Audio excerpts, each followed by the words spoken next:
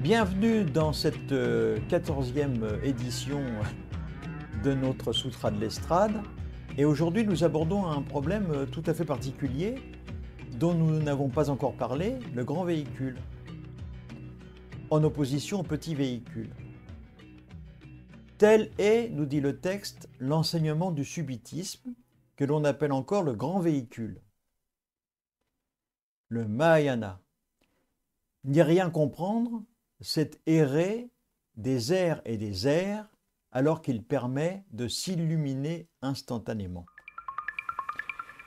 Nous voilà donc arrivés au terme de l'explication de ce premier texte, mais rassurez-vous, dans les prochaines vidéos, il y en a encore 6, je vais approfondir certains aspects de cet enseignement de Maître Hainaut.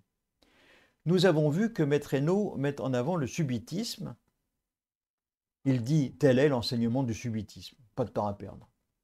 Nous avons également vu que le subitisme met l'accent sur le fait que chaque être, vous, moi, peut atteindre l'éveil en un claquement de doigts.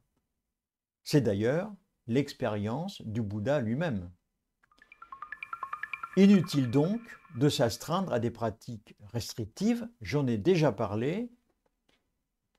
Si l'on se situe au 7e siècle, donc à l'époque de Maître Hainaut, nous devons également ajouter à cela la croyance en de multiples réincarnations. Alors ça complique un peu les choses. Le subitisme est donc la pratique du grand véhicule, le Mahayana, que vous connaissez bien sûr si vous pratiquez. Le Mahayana met l'accent sur la compassion universelle. C'est la raison pour laquelle on l'appelle le grand véhicule. Il met également l'accent sur l'aspiration pour tous les êtres d'accéder, selon l'expérience du Bouddha, à l'illumination pour le bien-être de l'ensemble du vivant, de tous les êtres. Maître Hainaut ne dit pas que les pratiquants d'autres écoles n'y comprennent rien, c'est pas ce qu'il dit.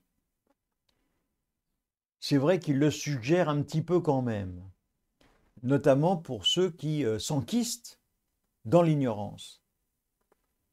Il nous dit celui-là sera comme un poisson dans son bocal et continuera à errer perpétuellement dans l'ignorance, c'est-à-dire durant des périodes infinies. Pour les bouddhistes, on appelle ça des kalpas. Il n'y a rien à comprendre, c'est errer durant des ères et des ères et des ères. Il est donc inutile d'attendre, d'attendre, d'attendre. Le texte nous dit alors qu'il permet de s'illuminer instantanément. C'est très important. Dans ce petit texte réside la possibilité de réaliser cette nature véritable et de réaliser cette réalité dans cet instant même, dans cette vie même. C'est un manifeste qui enseigne l'importance de comprendre et de mettre en œuvre la méthode afin d'éviter de s'égarer dans l'ignorance. Il suggère de s'éveiller tout de suite, sans perdre de temps, dans des croyances.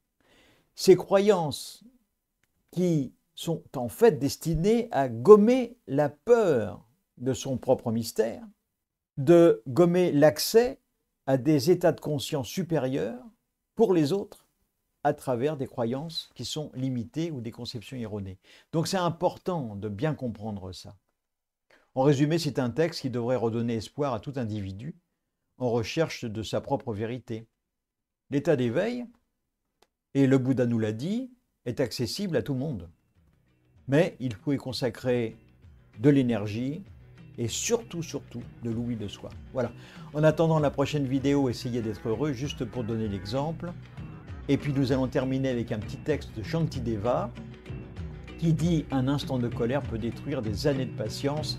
Je vous suggère d'être patient. Jusqu'à la prochaine vidéo. À bientôt.